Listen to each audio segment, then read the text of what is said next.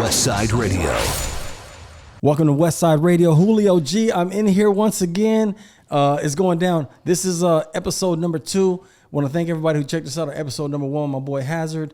I'm going to keep bringing all the West Coast stuff to you. So make sure you hit the like, subscribe, do all the good stuff. You know how it goes on YouTube. And tonight I have a good friend of mine. And we're going to talk some real hip hop, West Coast hip hop history tonight, because this is a guy that I went to see when I was young on Whittier Boulevard, and just was really amazed by him and was part of the hip hop stuff coming up. You know what I mean? And it was just very inspiring to see this guy. And I got to eventually work with him and produce music for his albums. Let me just cut right to the chase. My man Kid Frost is in the house with us. Yes. What up, Julio? Man, it's good to see you, Frost. Thank you for coming and supporting Westside Radio. I appreciate it. When I called you, you just hit me right back, because I know you don't really do like many interviews. You're not really like you're not an interview person. Man, I think that my story is it's different and so unique that it needs to be presented in a very absolutely way, you know. Yeah. What I mean? And I totally feel you on that, because there's sometimes when I get into like doing sometimes interviews with people, and it's not to blame it on them, it's just that they don't really know your history. They kind of think they know it, but they don't really know the history. So it's a little difficult sometimes, because people kind of miss on a lot. You know what I mean? Yeah. I want to ask you, Frost, when I start these interviews, I always like to ask people where the name came from and what was it based around. Kid Frost, how'd you come up with that name? Ice-T. I mean, the first time that we had really seen it, because when I first started really rapping, I was really rapping under Gemini, Gemini. Oh. And when I seen Ice-T and I met him at the Radiotron, well, it was radio, it wasn't even Radiotron then. I just liked that, Cube, Ice-T. It was like the cold, hard, like you froze, you freeze, and it was just that era, and you just one day you just said Kid Frost. Oh, yeah, Kid Frost. That's tight. Yeah. I love that. I love the name. I mean, it stood out back then, definitely. Yeah. One thing that people don't know about you, Frost, I was saying when I was young, a friend of mine. And the kid part, let me just say, the kid part came from Kid Lester, and back in the day, Kid Lester was a famous boxer, from the 40s and 50s. And, that title, people would throw the first part of, Kid in front. So, I mean, people, when we hadn't even first started to even shake to get the deal, even with Virgin and all that, they already were like, putting them to work together with Kid Lester, so it's pretty dope. Yeah. I was saying when I was young, a friend of mine took me to Whittier Boulevard, and I wasn't old enough to drive yet. And I remember being out there, and I was into breakdancing at the time. I was heavy into breakdancing, and I seen the circle, and I went into the circle to see what it was about, and I seen you there, and you were with the TMS jamming crew. Yes. And you had a radio. Tutti Molina Sounds. That's TMS. what that is, huh? That's what I wanted to know what that meant. TMS jamming crew. Yeah, Tutti Molina Sounds. Wow. Frost, the traveling music show. Tell me about that time, because I remember I was very inspired by that, and I seen you on the mic. You had the radio out there. You were busting, and you just had like this. It was like a thing going on in this circle, and you were in the mix of the hip hop and the breakdancing and popping and everything. People don't know that about you, that you were instrumental in bringing out a lot of guys from the breakdancing scene and from New York. Yeah, I mean, bringing them out to Whittier and bringing them out to. We were doing the shows at the Thunderbird at the Rollerdrome on Whittier with Big John, and we used to go over there and do them shows. But let's go back, man. When I first started in the birth of this, I gotta say, man, 1979 was when I joined the United States Army, and the first day that we came into boot camp was the first day of the release of Sugar Hill Gang's Rapper's Delight. So that was really the birth and the origin. So I did, my 3 years came out in 1982. We were already rapping. We were already doing shows. I was already Kid Frost. We were already coming out. And we were kind of blessed how it all even began, because we started doing the backyard parties. Pico Rivera, Santa Fe Springs. I know you remember that era of the backyard flyer parties and the party crews. So we started doing those right away. One day we were doing our own show, a backyard party in Pico, where I lived at. I walked into where they made the flyers right there on Whittier and Atlantic. You used to be in that little spot where the Pep Boys is right next to it. They had a flyer spot where they made all the backyard party flyers. So we went in there, and when I was walking in there, they were like, "Who's Kid Frost?" And that was Cesar De Niro from the Teddy Boys. And that's kind of how the birth and the origin of, man, you got to have a crew. So I was watching that movie, The Bingo Long Traveling All-Stars. I don't know if you remember that movie. Yeah, so that's how it all started with me with the TMS jamming crew. Yeah, it's funny you brought that up because I have a flyer. The traveling music show. I have a flyer in front of me, right? And I had to get this. And it's funny you brought that Cesar De Niro up. So I'm going to just read off a flyer. This is from Friday, May 24th, 1985, Pico Rivera Sports Arena. It's the Teddy Boys. Shout out to Cesar De Niro. Caesar. And shout out to Louis Romo, the Players After Dark, right? This is Memorial Rock of the 80s. Now I'm going to go down just a couple names. Ballet, Prophecy, Frequency, Total Experience, High Fashion, just these different DJs. And then when you get down here, it says LA and New York's funk artists, Crazy Crew, which was Tony G's crew, Galactic Crew. Yeah, that was Joe. Or that Joe? Yep. Yeah. New York City Spin Masters, Evil Lee and Henchi.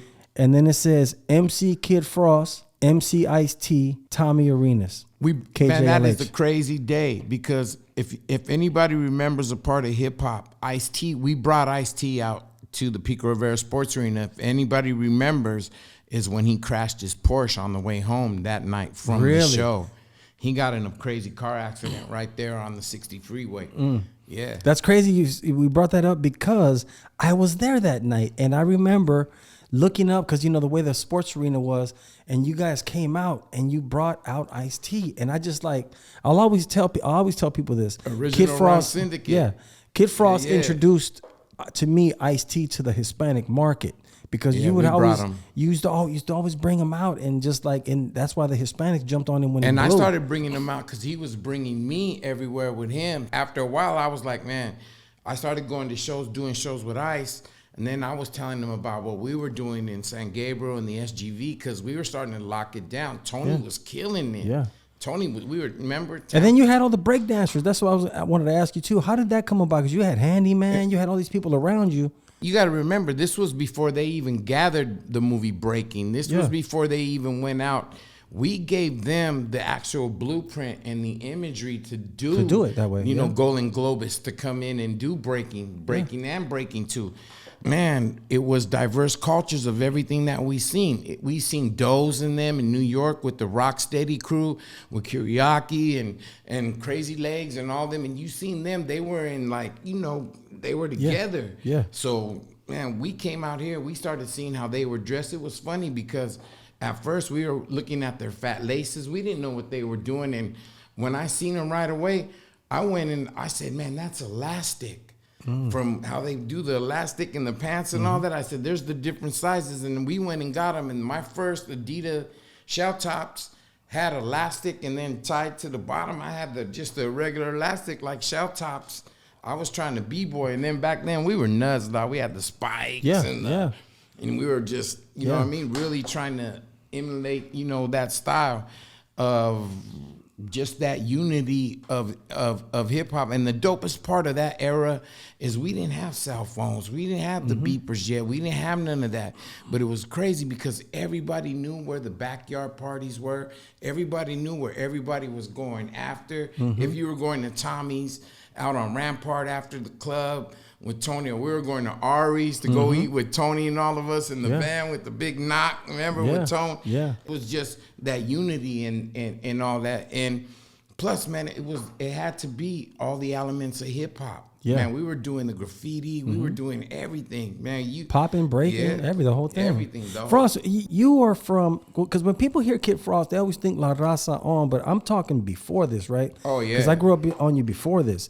So Terminator Rough Cut. Yeah. I actually pulled the records out and everything. That I have them at the house. But I wanted to ask you, like, it was very early in the game, so it wasn't many of you. I remember it was you, Ice-T, and then you started hearing about Wrecking Crew, and then like some LA Dream Team. I mean, but you tell me, like, well, if you remember, the original of us of Ice-T. Remember, Ice had the vision of keeping all of us together too. That's why he made the Rhyme Syndicate. He made. as soon as even LAraza came out, man, that's why I have so much love for Ice. And the thing that was dope about Ice is you had to audition in front of him before he even accepted you to even get down. So you had to spit. Like, he didn't just snatch you. When he heard me spit, even back then, Ice snatched me up, threw me in that Porsche that you see from Power. Yeah. And we drove to a sorority private club party on Ivar, to a sorority party for UCLA, and we're in there, just me and him rapping for this all-girl sorority. Boom, just came in. He goes, come with me. We drive right to the back of the club, walk into the back of it was a trip, and we just walked to the stage, and they're just like screaming for Ice, and it was so dope, dog. Like the introduction. And then Ice had his house right there on Hollywood Boulevard. I used to take the bus, the 471, the RTD, the rough, tough, and dangerous, and go out to Ice-T's house. First time I met him, man, he looked at my shoes, and he was like, and man, we were B-boys, you know what I mean? And we're stomping everywhere, and he's like, nah. He's like, come on, man. And Ice went, and he's like, man, I'm gonna buy you some shoes. But he goes, man, these shoes that you wear, he goes, you wear them on stage. As soon as you get off stage, put them back in the box. And that's how we used to get down. We used to go with our shoes. And then after that, you know, Ice had that song 409. So then after that, he was really just giving us the key to say, hey, man, you're a B-boy, but there's also, it goes to etiquette that we don't see no more in B-boys. You know what I mean? Now everything is, if it gets trashy or anything, we don't clean up our kicks. We buy new kicks. You know what I mean? So that whole era of being a B-boy and all that was just so dope of a time for us to even be in. Frost, you came as the first Mexican that came from the West Coast, correct? Yeah. You're the first Mexican that got on and got on. I always wanted to ask you this because I've known you for so long, but I never really sit down to interview you. So there's a lot of questions I want to ask you. I want to ask you first off, the way you rap, even in the early records, you always were in pocket. You always had the rhythm. You always had, but you don't rap like the black rappers would rap. It wasn't like you were mimicking and duplicating. You had like your own sound always. And where did that come from in the timing and everything? And how you got that? It came from being a military dependent, living on military bases all over in Panama, living in different military installations in Fort Knox, Kentucky, and Fort Lewis, Washington, and White Sands and stuff like that, to where there were so many diverse cultures of different people from New York, from Philadelphia, from third grade to when we landed in Panama when I was 9 years old. As soon as I got on the bus, there was a drum section that just drummed in the back of the bus, and they were just like, and the bus would just start singing, "Why don't you check out your mind?" And it was be with you all the time. And then if you made it to that drum part of the back of the bus, the Chiba bus would come. And the Chiba bus was the bus of the Panamanians that were the workers that would come on base. And as soon as the Chiba bus would go by us, you would have to jump on the air, but they would keep the rhythm and the beat. And it was a trip because the bus driver was rolling with us. And so that tonation of the beats and all that, and then getting introduced to the diverse music back then of the military base, of the sounds from different people that were in Philadelphia that would come, and you go to their house with their son and they're bumping a Willie Bobo album. And then you go over here and you go to the Puerto Rican homie's house and they're bumping the Fania All Stars, and you're hearing that sound, and it was just a trip. And ever since I've been young and little, perfect timing of these songs from rock and roll classics, from me hearing them on the basses and stuff like that, just stayed with me in sound and tonation. So I've always had that impeccable timing of, That's one thing that I've always noticed when I work with you is I always tell people, like, it's your pocket. You always can hear a beat. And that's how I used to always like, well, that's why I wanted to ask you that. See, I never knew that. See, I always wanted to ask you, like, how did you get that? Because I work with so many different rappers in the 90s where I would record them. And when you record people, you get to know them, like what their pattern style is and how they record. Yeah. But one thing about you was like, you would hear the beat and then you get on the mic and then you have the perfect tone and then you'd have you be right behind the beat perfectly. I was like, damn, how does this guy like have the pocket so tight every time? You were just you would adapt to every type of song. I want to ask you, when you started, first record was Rough Cut. This is 1984. Yeah. This is 1984, and I was blown away. I didn't remember that DJ Yellow was the DJ on that record. Yeah. How did you link up with? Because you started to link up with other people as you're going along in hip hop, because your name was known. Yeah. I had met Yella and them from doing the shows with Lucky Pierre from Cute 102. Remember Lucky Pierre? Oh, yeah. And Lucky would go out to, the West Side and go out there a lot, Inglewood, Lynwood. And so we never really had gone out there and Lucky, oh, come out here. I'm Lucky Pierre. Mm-hmm. You're fine. I will give you $50 if you come to my show. Yeah. You know what I mean? Yeah. $50 here, $50 for the other party here, $30 for this party. And man, by the time the end of the night, us, and I was hustling. And then I had my own little cassettes, and so I was already figuring out the marketing of the hip hop stuff.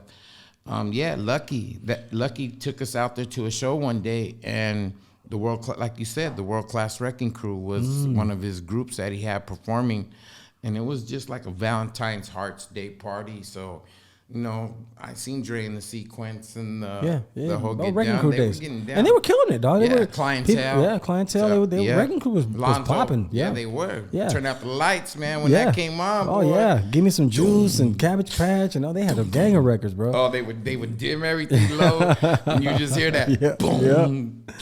They were great, man. I have to ask you this too, Frost. When I was coming up as a kid, I remember listening to you one day. I used to listen to the radio on Saturday nights, and I was skimming through the radio, and I happened to catch you on KJLH 102.3. 102.3. This is like in the 80s. Tommy Arenas. I have to ask you. I always wanted to know, how did you link up with him, and how did you get to rap on KJLH like that on a Saturday night? KJLH 102.3. I know you've known me forever, Julio, is that, man, in that era and time, before nobody was really out there, where you didn't have to lay back and watch your back, and didn't have to watch whoever was moving. We could be out there in the forefront. So I started meeting all these guys. I wanted to meet Dr. Jock. I wanted to meet Tommy. I just called KJLH one day, and I'm like, I'm Kid Frost. You're Kid Frost, the one that's rapping on all the flyers and all that in the backyard parties? Yeah, come meet me right now. Come to the station. So, Papa Head Joe Rodriguez, we all jump in the two-door 66, remember? Yeah. Me, Eddie, all of us, we would all be together, Yeah, the whole crew. The whole crew, Kevy Kev. Yeah. So we all go to KJLH. Man, he gets us on the air live, do your thing. So, man. Wow. Everybody just started calling. The radio thing started calling. Man, who's this rapping guy? Kid Rock, can we talk to him? Hey, they like you. Come back next Saturday. So then that's how we started. That's how I heard you again, because I will never forget that. I was like, damn, how's he rapping on here? On KJLH. And the dopest part about it was nothing written. It was no things. It was just all spontaneous, Wow. do the theme song, and you would have to remember. Yeah. But after a while, man, it was just dope. And then at the end, he would, where you guys going? We're going, everybody meet us on Whittier Boulevard. And then we would go down there and remember Tic Tac. Yeah, Tic Tac, yeah. They'd just be. Oh, yeah. Whittier was the best, bro. And then, That's right. That's where I first seen you. You know what I mean? Hell yeah. I have to, so we're jumping on radio stuff. I have to ask you this also. People don't know that you took Tony G's tape to 1580 KDAY. And went and got Tony. And took him there. With Mark in the van. And we took him back. Tell me that story. How did that happen? All right. So here's what happened. We had got in with Roy Kaufman. Remember Roy? Yeah. And Roy's up in the state Senate now. Yeah. I just came back from the state capitol, got honored, for the 50th. Yeah, for sure. So that's how it went down. So we got to KDAY, we got with them, and then they tried to hook me up with a DJ. One of the DJs from the Nights of the Turntables. It wouldn't have been like I wouldn't have gotten down with the guy. But man, we were already at the G spot in the back room with Tony. When Tony was in his, the Fruit of the Looms with the bathrobe and the cigar on the tubes, and I'm like, dog, I got a way better DJ. I'm not gonna lie, I like this dude, but I really want, let me go get the guy that I want to DJ for me.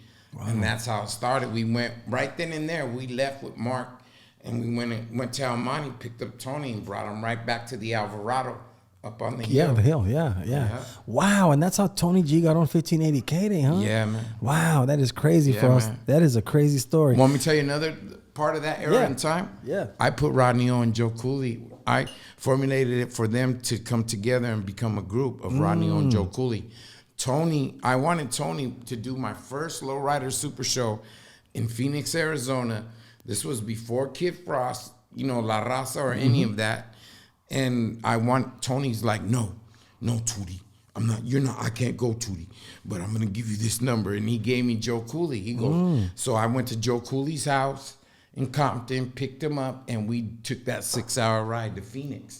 So when I got there, as soon as I got to Phoenix, Chino and all them from the club, from the car club, they're all clickers from East LA and all that. They're all, come on, Frost, you're rolling with us, dog. Like, we got high nines, they're the homies and the Lolos. So I'm all, Joe, man, I'm gonna go bounce, man. Hold on. And then we were doing the show with Egypt, with Egyptian Lover. So Egypt is the one that had brought Rodney. So we go in the little auditorium with the thing right there, and I'm like, man, I said, man, this is my DJ with me. Man, this is Joe Cooley. Joe Cooley, this is Egypt, and this is Rodney O. And from that point on, from that car show in Phoenix, they came back and they already had formulated and started getting down together. Yeah. Incredible, bro. And Joe Cooley, a legend. Straight up legend from the West Coast, no doubt about it. And he had no problem going out there with us, and it wasn't even about the money or anything with that with hip-hop. Joe. Yeah. It was hip hop. It was straight, and he went out there like, come on, come pick me up at my house, and we'll go to the Lowrider car show. Yeah. First, one thing that we will say, back then we were just so about, we wasn't about no money. It was just such a pride thing, and we were just trying to prove ourselves, and we just wanted to, wherever we could get it in, we would definitely get it in. Authentic B-boys, real, true, to the heart, you know what I mean? Frost, I want to ask you about your next record after that was Terminator, which I remember that record I used to play a lot. Like when I would go out, when I first started DJing, I would always like have to cut up like Terminator, you know what I mean? That's when I knew I had something in the niche in hip hop, because DJ Red Alert played it on WBLS in New York. Wow. And when they played Terminator on the air out there, they had the acapellas, they had the instrumentals, and they had that. And DJ Red Alert goes berserk. And when I heard this, man, I lost my mind, bro. That was big, bro. I lost my mind. When the tape broke, I rewinded it so many times and put it together so many times with the fingernail polish and the tape, and till we used to bust them TDKs until they completely pop. Yeah, you know for sure. I mean? Frost, between Terminator and getting to doing LAraza, what happened in between there? Because that was still like a 5-year. All right. Time span. I'll be honest and totally honest. I was young and I had a baby.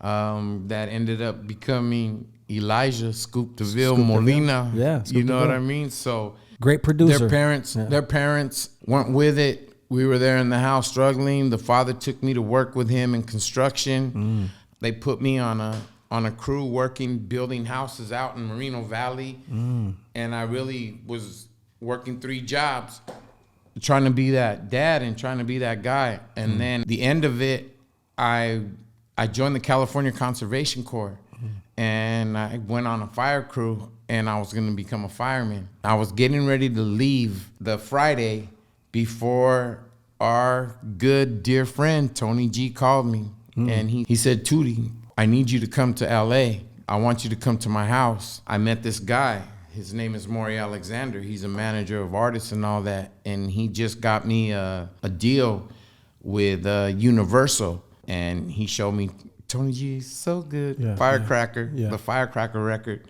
He goes, man, go to Monty's Steakhouse and go talk to this dude.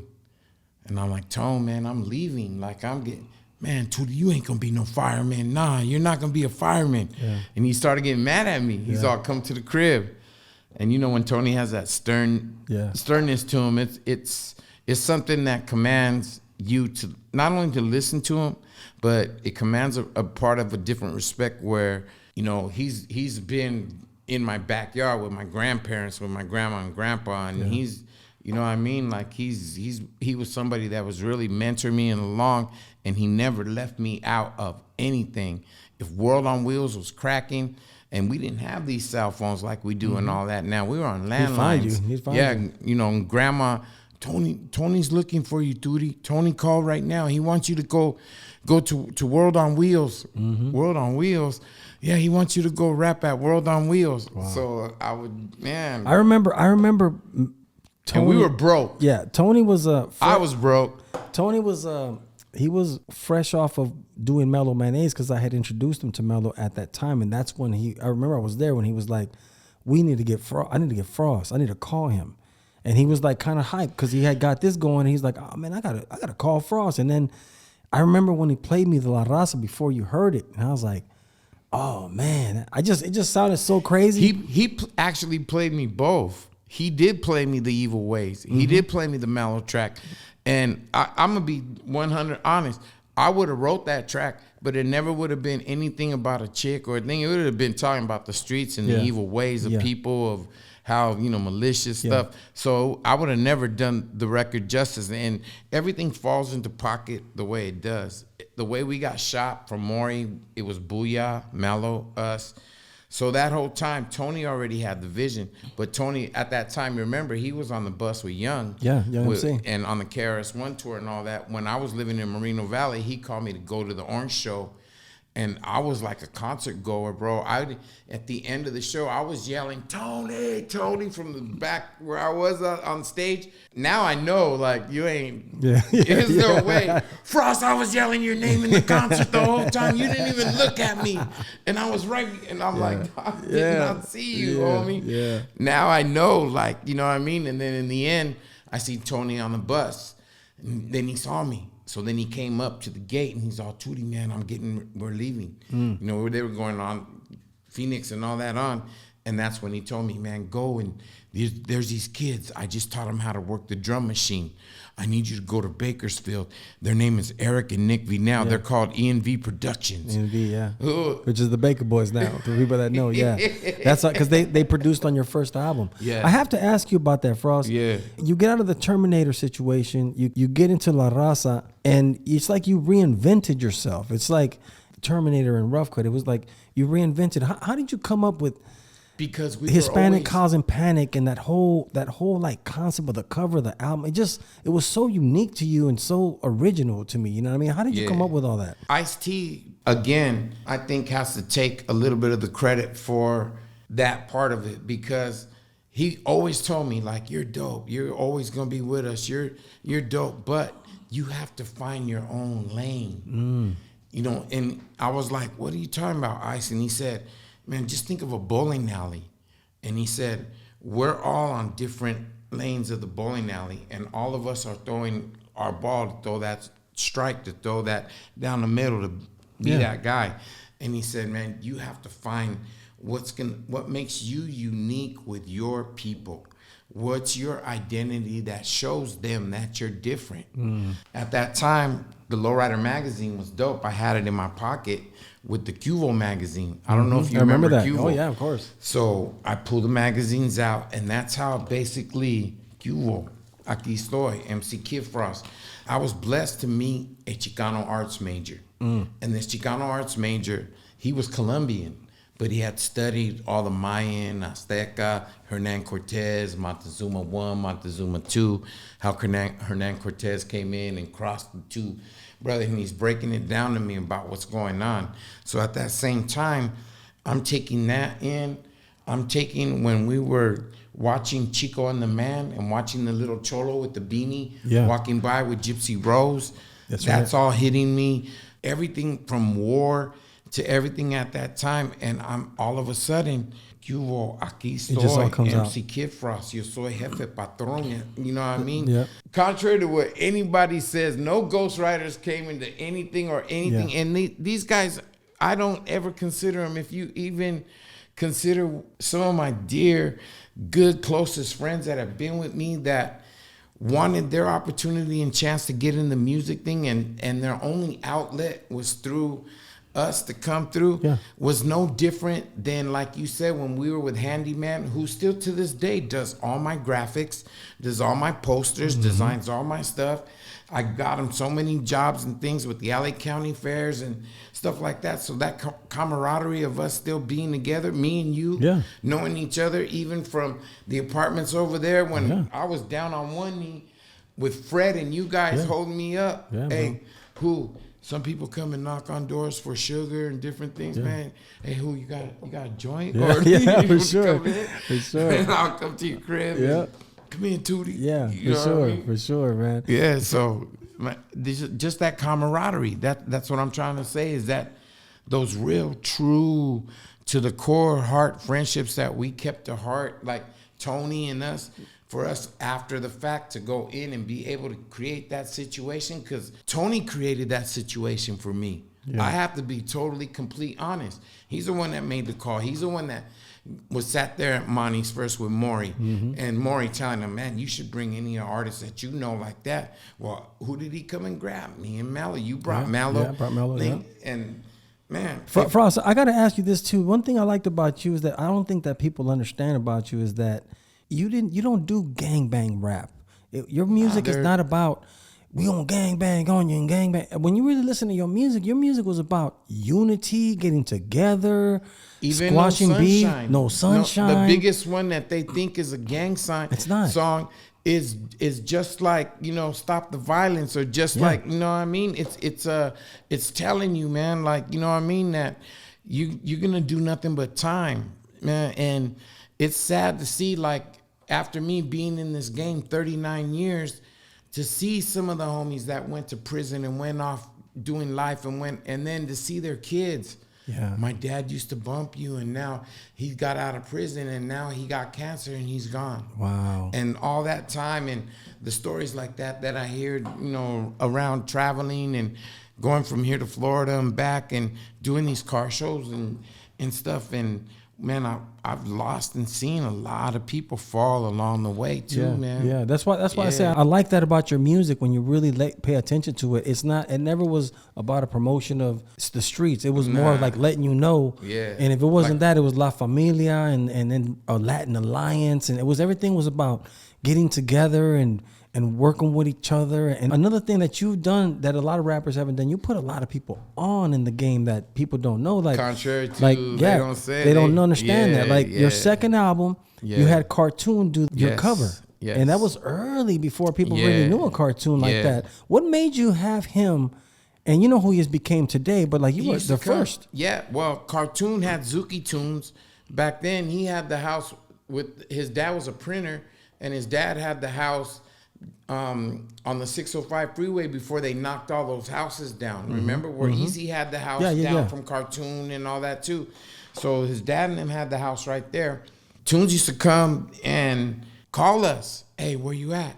Man, we're right here by A&G on Whittier. All right, wait for me. And Tunes he couldn't come on the freeways and all that stuff with his car. He would hit back streets and alleys and stuff, and then finally pull up on us.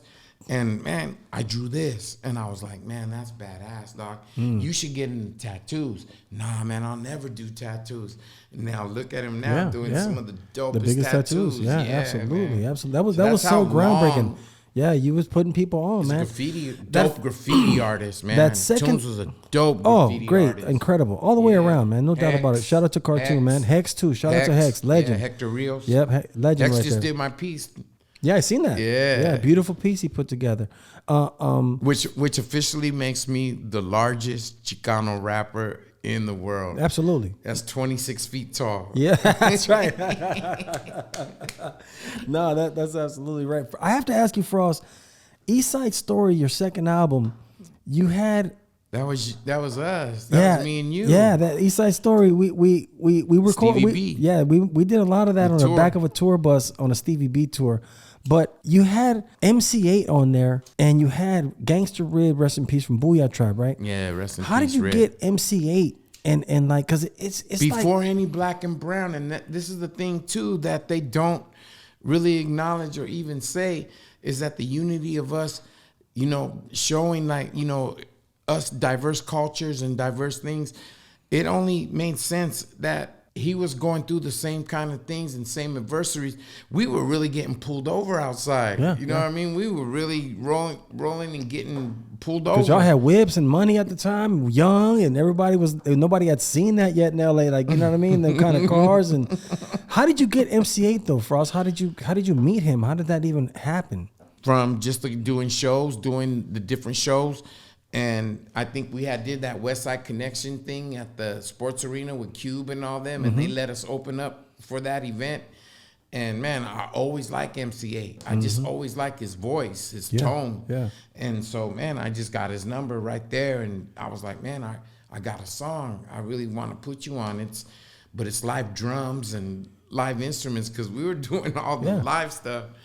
And he was like, man, send it over. Yeah. And then, man, come to the studio. Come on. Oh, that's classic. It's classic. Definitely a second album. If you want to check out the East Side Story album, you get to see some nice collabs on that record, man. Before I ask you this, I want to tell you a story.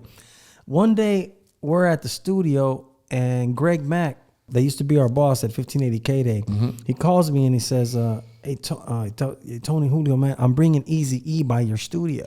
Because he had started kind of to work with Eazy-E at Ruthless Records. So we're like, okay, cool. Before Eazy shows up, I tell Tony, hey, man, I think I'm going to play Frost's album for him. Because at the time, that people don't know this, Virgin had us stuck. We couldn't put the record out. They were kind of shelving us, and we were feeling it. Where I'm at right now, Warner. Yeah, we're kind of Whittier in Atlanta. You know how it goes, Same bro. Shit. You know, they're holding us up. So, and Tony goes, I don't know, Julio, man. I don't think that's really up his alley, man. But I said, man, I'm gonna take the risk.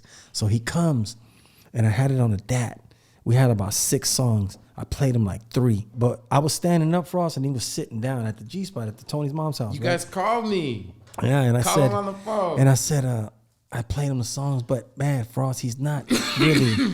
I'm looking over, and he's not really budging on his face.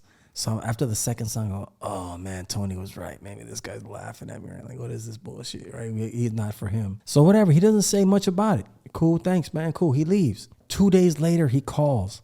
And I happen to be there at the studio. Tony's mom says, hey, there's a guy named Eric looking for you. Oh, what's up, Eric? How you doing, man? What's up? He goes, hey, can you guys meet me? You and Tony meet me at the office on Friday. I want to talk to you guys about some radio thing I want to do. Hey, how much you need? How much you want for that Kid Frost album? And I'm like, I said, easy.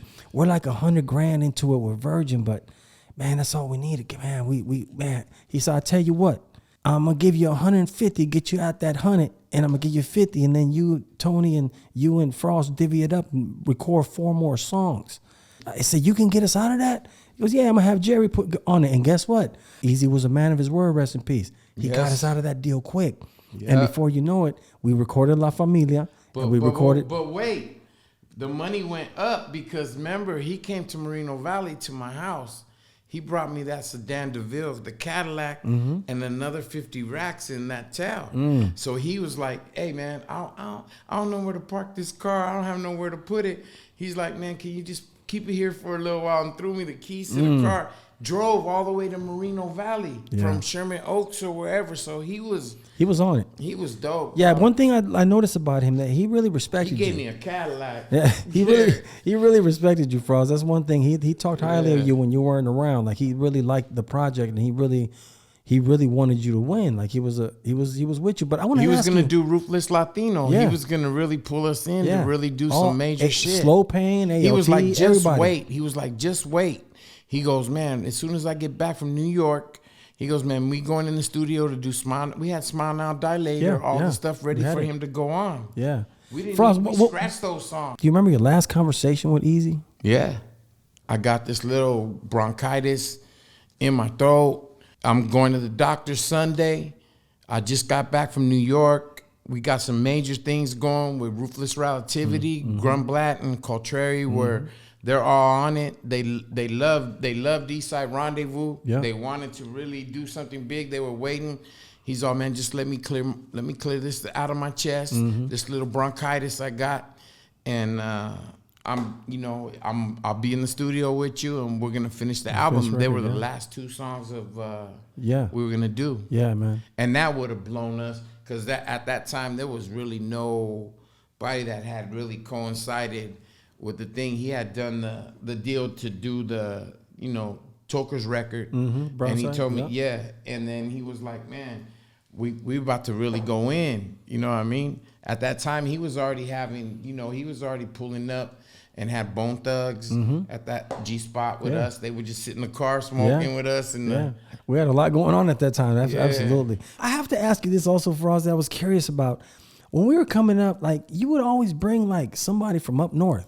You always had like, how did that connect start? Because look, I remember a time when we went to perform in San Jose, and this is when Melo Mayonnaise Mentirosa and LAraza, LAraza was popping.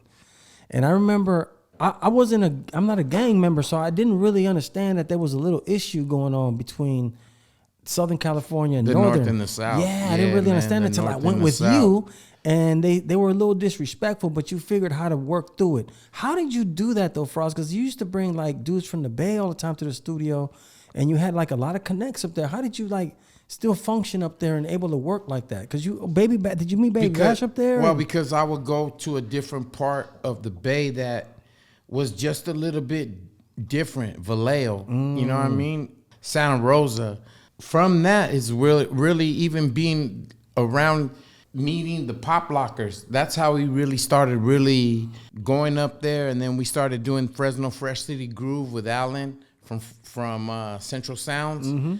And that's when I used to take Tony to go do Fresno. And we would go in the little pickup truck, and you take all speakers, and we would go. I mean, I'd just sit there, and I had 4 dub cassettes, and I would just dub boxes of cassettes. You just go. Yeah, and just go, Tony, give me that mix. Tony, sit there. And Tony would just be, he didn't even know, like, hey, what are you doing? Like, and I just hustling it. Go home, get Julio raps, get the Sound Master Crew, Billy Boy, Spoonie C, and all. Man, I was the first one to really even put that part of mixtape out there, things together to go slang. Who was your peoples up there up north? Like who? I know Alan from, like I'm saying, Alan from Central Sounds was one of the first ones. We met him from the record pool from homie. What was his name from San Bernardino that just passed? Al Perkins. Al Perkins, okay. Yeah, remember Al Perkins? Yeah. So rest in peace, Al Perkins had the record pool. Tony had put me in the record pool with them because that's how we started. And me, man, those connections back then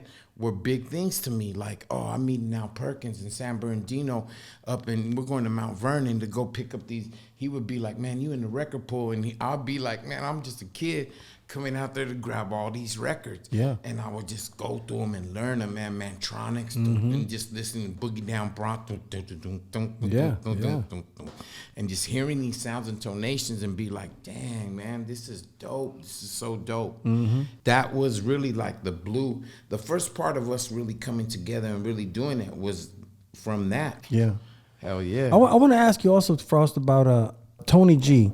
When I listen back to your music, like you have like a really special connection when you make music with him. You did some special records with him. Like, what is it about working with him that you just, I don't know, it just seems like you guys have something. Man, the of him in those early times, like I'm saying, when Crazy Crew was starting to really get a buzz, he was the one adamantly coming to my grandma's house in Pico with his turntables and the mic. And we would be in the backyard getting down, and he didn't have to really do that. Like if he would have said, come here, if he would have said, drive here or go here, but man, he really would come, and my grandma would cook and we'd eat. And it was just that, from that love of him, and just he knows how you very dope well. He was, man. Yeah, how incredible. Dope he was. Still to this day. Doing the ones and the twos before that, and we're going. He's putting $1,500 on the table like that and trying to spin against Bobcat. And I'll beat any of you cats. Like, let's go. Yeah. And just, legend. Man, I just have so much love and admiration for Tony. When they stole Tony's Buick Regal, we were the ones right there. Let's go. Tony had the baseball bats and the baseball bats from softball and the sports. Yeah. And man, we're all right there scared as fuck. Like, man, and Tony came and got his car back, and we were like this scared. Like, Tony was no joke, man. I don't want to hit nobody. He showed us he's going to kill us, dog. Yeah. Frost, also, I wanted to ask you something else about your music. One thing about you that I also noticed, you never used the N-word. Nah. I noticed that like rappers today, a lot of Mexican rappers today, they seem to use it. One thing about you is that, and you didn't really use black slang either. You weren't. Nah. It wasn't about that with you. How it's did a respect thing out of growing up, like I said, on military bases, bro. Like, man, you gotta understand when your parents are in the Army and you're in the Army and you're living on the installations, it's one color. It's green. It's the color of that military uniform, and that's it. Whether you're black, white, red, green, it doesn't matter. So that same concept is with us and the kids and the youth activities on the base. We're playing sports together, playing baseball, football, you know what I mean? Sports. And so from that camaraderie, I think is out of respect, I would never, that's not even in your language. I never even heard you use that word. Yeah. The whole time I've ever known you, I never. But I also wanted to tell you, you got a lot of love from the black community. So they really respect you because I think it's because you have your original, you're your own person. Like I said, you're so unique to you. I think it's just I've always just seen people, the black community super love LAraza, even though it's not about them. Yeah. They love that song, and they love what you're about. They just mad respect to you. Absolutely, you know what I mean? and that goes without saying. A lot of the black hip hop artists, Corrupt, Daz, who are my friends right now to this day, that we go in the studio now, and it's not we don't even talk about money, breaking bread, shoot me this, shoot me that. We just go and sit down and we make music, and I'm blessed to have some real. And you met them early in the game, huh? You met Snoop Dogg early in the game. I seen a picture of you. Yeah. Is it true that you got Snoop Dogg his first strap? Yes, sir. How'd you meet Snoop? Because it was really early in the game when you had those pictures with you and Frank V and everybody was there. Some spot you guys were at. So one day, Dre calls me up and he's like, man, I need you to bring some of your friends. We're gonna shoot the Little Ghetto Boy video. And so he's like, so I call Booyah. I call Frank V. Frank V and Ernie come with all their little creeper and all their little homies come. Crow and all them come. And then I call Ruby D, all of us come, and then they're all putting us in shirts to film the Little Ghetto Boy video. So from that, Snoop's there. That's the first pictures that I make Block come. Block's all, man, why you bothering me? I'm Block, come to Carson. You're just right there, Block, wake up. Get out of bed. Yeah. Bring your camera. He took those pictures, huh, Block? Yeah, that's Block. Okay. Block. Yeah, of course. Shout out to Venice. Yeah, shout out to Block. The mayor of Venice. Yeah. Yes, sir. And that's how you first met and linked up with Snoop. So I met Snoop, already loved LAraza and loved all that. So he's all, man, get the number, come down. So he had an apartment with Ganja K on National. So we used to go to the house and all that. And I'm like, man, everybody, I don't know what it was at that time and era of the 90s. Well, it was the 90s. So guns were everywhere. You know what I mean? Gun for protection, to just make sure we were good and all that. And I was in Chino. I would get these, guns. And so I would have them, and I didn't want them on me all the time. So I'd be like, man, I got a gun for you. You want a gun? Like, who wants to buy a gun? Wow. So that's how it kind of started. So, that's how he got his first guete, huh? Yeah, so he was like, man, he wanted it right away. So another person I got to ask you about, and I always wanted to know this, we ended up working on the song together, Tony and myself, with Rick James for your third album. How did you because we didn't get Rick James, you got him. Yes. And you told me, come to the studio. Rick's here. He's going to record. How did you get him on that song? He was right out of jail too. I was 16 years old when I met Rick James. Wow. I was a young. We had just got out of White Sands Missile Range, New Mexico. Rick James was gonna play at the Warner's Theater in Fresno for 1 week straight before he went on tour. And how I learned that was I read it in a newspaper. Man, I got a big old sack like this of oregano, and I rolled it up into little pinner joints. And I went over there in front of the Warners and I started slanging them in the front. And they were all, man, he's the one, he's the kid. And then, so we walked up to the back right there, and Rick goes, where's that kid? Where's that kid? Bring him over here. So he's all, man, kid, come here. What are you doing, man? You could get killed for what you're doing and all that. And I'm all, you're Rick James. Let me in. Let us in. And he had just had the U&I. It was just things. So he pulls me and he goes, man, as long as you don't do this and sling anything, you could come all week to my show. And sure than shit, man, we went every day to that show. And then, man, when I blew up and started rolling up with Virgin, I want you guys to get a hold of Rick James. And I was all, I know Rick. He's going to remember me. So then they get us on the phone thing, and I'm all, do you remember a kid at the Warner's Theater who was selling oregano and you let him in the show? Yeah.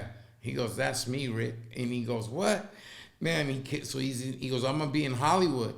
He goes, I want you to come and meet me and then see me. And then after that, man, he was inviting me everywhere. This was before his son Tank was born and all that. Man, we were already rolling with them. So then he goes, hey, do you know, I go, you know Trey and you know Joe. And I'm talking about Joe Harris, Pep from the Undisputed Truth. Remember, I was with them in Riverside at Studio One. That was where Revelation was made. The first song of Two Live Crew, yeah, for sure, was made in Riverside at Studio One. Because they're from Riverside. And that was Trey Stone's studio. Wow. Yeah. I'll never forget that when you said that. We were like, you got Rick James. Man, I got Rick James. You got to come to the studio tonight. He's going to record his part. And we were like... And he would make me go get him. It wasn't like he pulled up anywhere like that. He'd be in the Hollywood Hotel, man, so faded, stinky, hadn't showered and partied out. And I'd be, Rick, man, we got to go to the studio. Rick couldn't put his shoes on. I'm on, Rick, come on, man.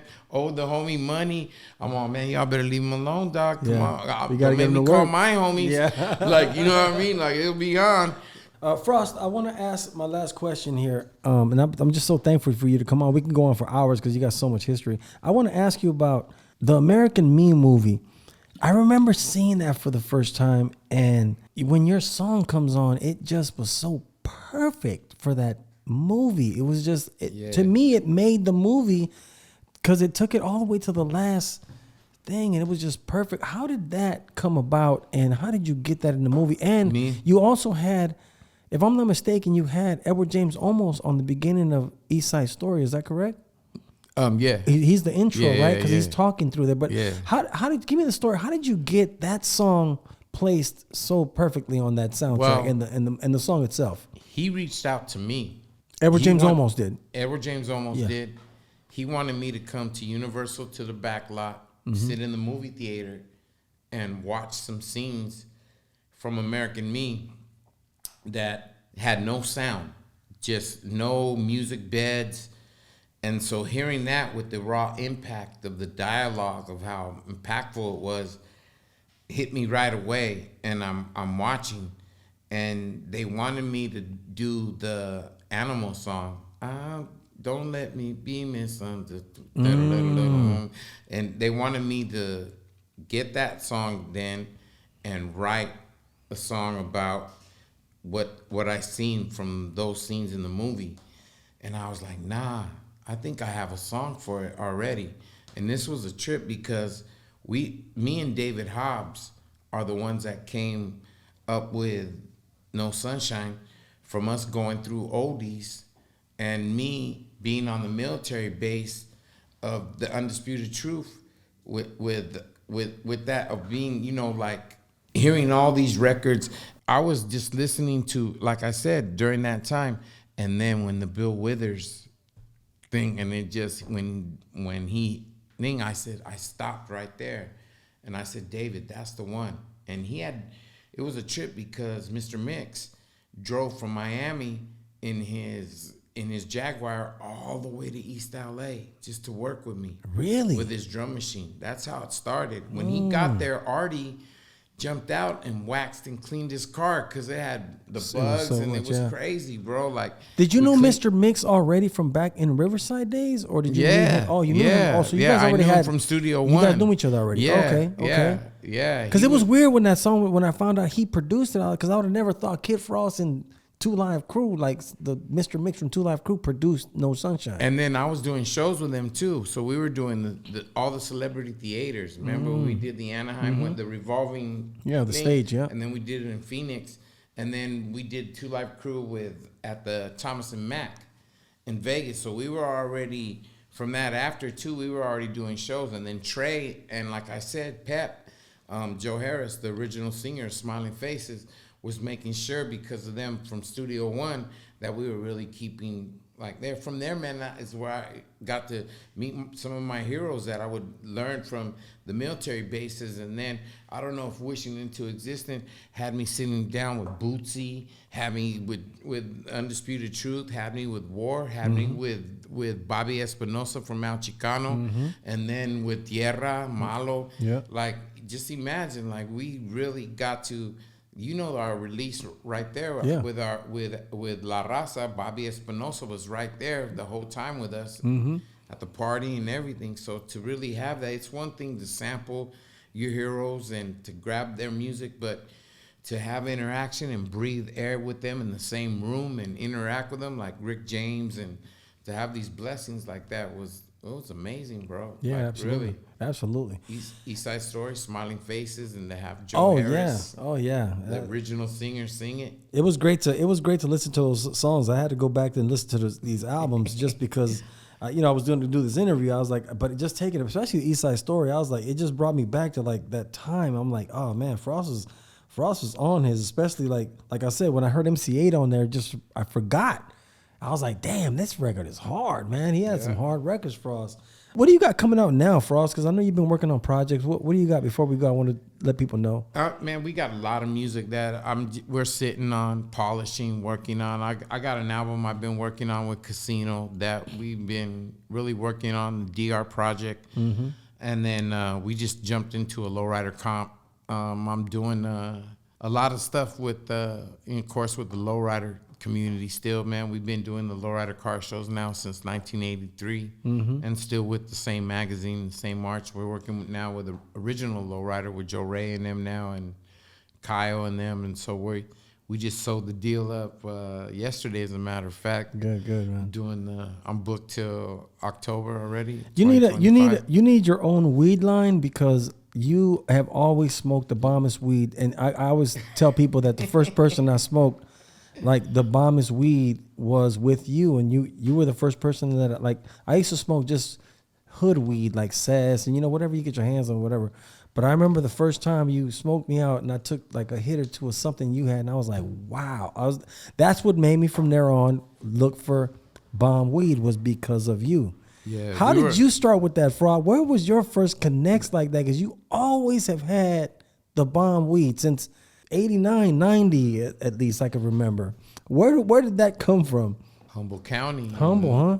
Going up there and driving back with packs before anybody was really even thinking about that. Yeah. Nah, you always had the fire. That was one thing about you, bro. Always, man. Always. Yeah. That's why you need your own weed line for sure. Yeah, man. Definitely. Yeah, we're I've been sitting down. In fact, man, LA Kush, man. That, we got to do it. LA Kush. LA Kush gonna come with it. We gonna come with it over here. We got the book in the works. Yeah, that's what I was gonna ask you too. The book coming, huh? Yeah, we got the book in the works, and then I just sold up a deal with Luxor Wire Wheels. Okay. For us, man, they're doing some major things, and we're gonna come out with our own rim called the Frosty on Luxor. Oh, all right. Yeah, all man, right, that jet fuel, man. Gotcha. Frost, man, thank you for coming. I really appreciate you getting down with me today, man. Like I said, we got to do a part 2 down the line, because this is so much history. Man. You got so much history, man, and they gonna want it. Yeah, they gonna want it. And like I said, be checking for all the future projects coming your way, and of course, keep checking for Westside Radio online, because we're gonna be doing more of these and talking that hip hop history, the West Coast history, man. So shout some people out if you want on the way out, man. Yeah, for sure, man. I want to shout out first of all, man, everybody that's followed us and been down with us along the way, man, and also the good Lord, man, and also, man, my family and good friends that have been with us and shown the support and love that has kept us going this long, man. I'm 62 years old, man. Our days here are not promised, man. Yeah. I want to shout out, Fernando Valenzuela, one of my heroes, the Dodgers, rest in peace, and we've lost a lot of our fallen ones and a lot of our heroes. We've lost a lot of people that been with us in this music game that ain't no longer with us. Yeah. And man, my heart goes out to everybody that's pulling through these fires right now through LA, man, to rebuild it. And we've been through adversities and things before this magnitude that we got hit with. But man, we got to remember one thing, man. It's always been our Raza and our people that have built. Oh yeah. You know, the concrete and built the course of this, and we'll bring it back. We got to bring it back. So shout out to everybody that's going through that strife, and man, one love to all the vets, and you know what I mean, all the veterans and all the militaries and armed forces, and man, let's uplift and bring our people up, man. During these times right now, man, we're seeing a lot of different things go down in our world and in the United States, man, and I think, man, our gente and our Raza got to really know that, man, and have pride in where we are in our armed forces and that, man. We're part of, you know, everything out there, man, in our government now, and we're everywhere. So shout out to everybody from every walk of life, no matter what you are or any creed, man. And it's all love, man. Westside Radio. There it is. Yeah. Frost in the house, man. Peace, everybody. Yeah, we out. Westside Radio.